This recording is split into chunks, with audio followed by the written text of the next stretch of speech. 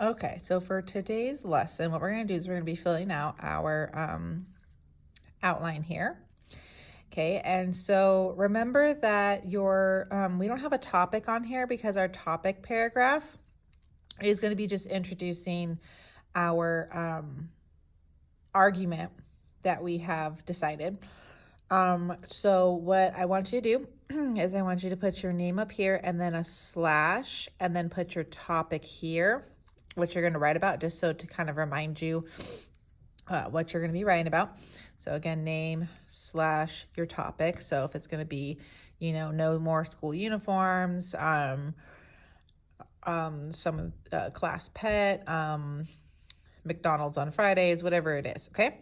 Then what you're going to do is you are going to fill in your 3 key star ideas. So these are your 3 main reasons that support why Mrs. Bursch should implement whatever your topic is. Okay, so for example, let's say we're doing the class pet one.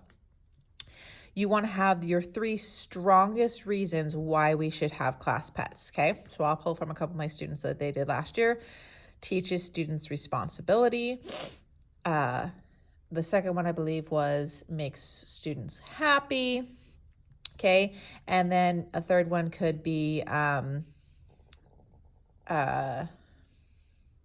teaches, gives a better class environment. Okay, with these 3 key star ideas that you're going to do, here's the meat. Okay, this is the reds. This is that paper that I gave you on Tuesday. That's the E's.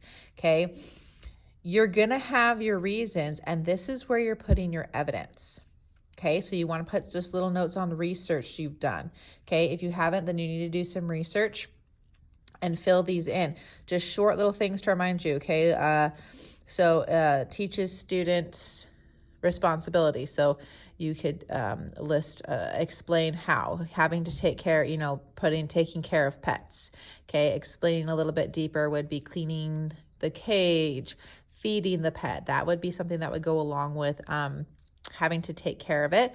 Okay, you could have another one that could explain that teaches responsibility, because you could put that students are ones taking care of the pet, so explaining that they take turns taking the pet home maybe on the weekends, things like that you want to use for your explanations. When you have like down here that it brings a better class environment, you could say research. If you found an article that said, that research shows that having a class pet, boosts the classroom environment to be happier by 50% or something. I just made that up. But if you found that, you'd want to put that in there. Okay. And then once you have gotten your 3 ideas, if you don't have this done just yet, that's okay. You can do your research a little bit longer and do this. This whole page doesn't need to be done until next Tuesday, the 12th. So you can at least get your 3 main reasons and then get your explanations in here. Conclusion. In your conclusion, you have to have your opposing statement. So you need to have what the opposing statement is. Okay, so let's just say we're on the topic of class pets again. So the opposing statement would be, it would be too expensive for the school to buy all those pets for each class. Okay, let's say that's the opposing statement. So you'd put too expensive. Okay, you want that in your conclusion. You also want to put in here just little notes on how you would refute that. How would you prove that opposing claim wrong? So that's what you'll want to put in your conclusion, because in your paper, you're going to address that and then you're going to wrap up your whole paper.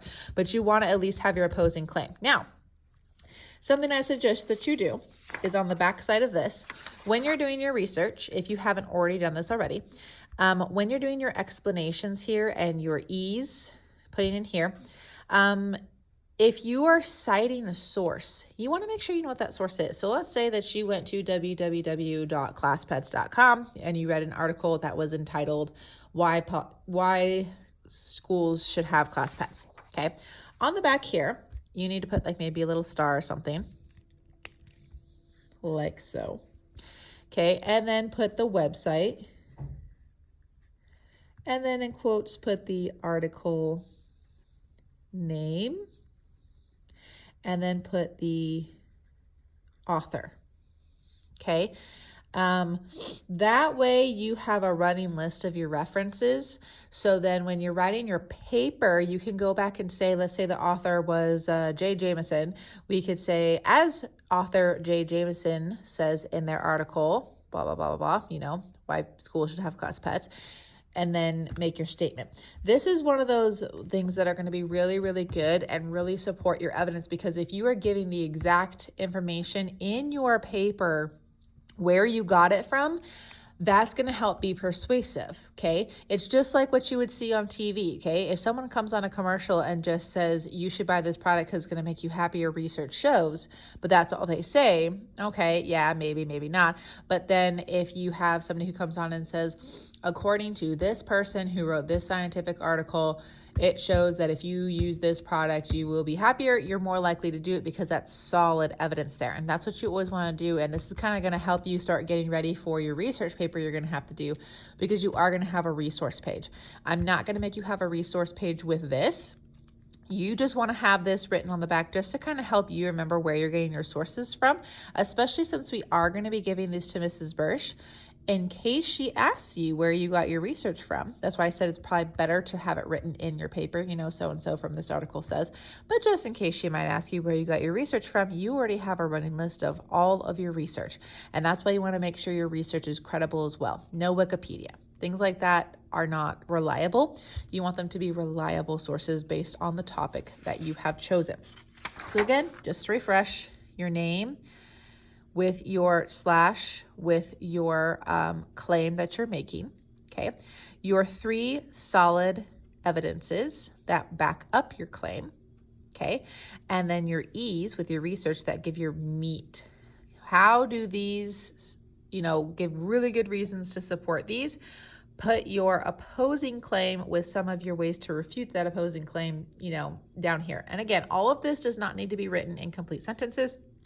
Just jot it down in ways that you will remember. And then I would make note by writing some notes on the back of where you're getting your sources, just so that way you can keep track of those things. Also, if when it comes time, you can also be checking on Google Classroom for all of the different forms that we have been using.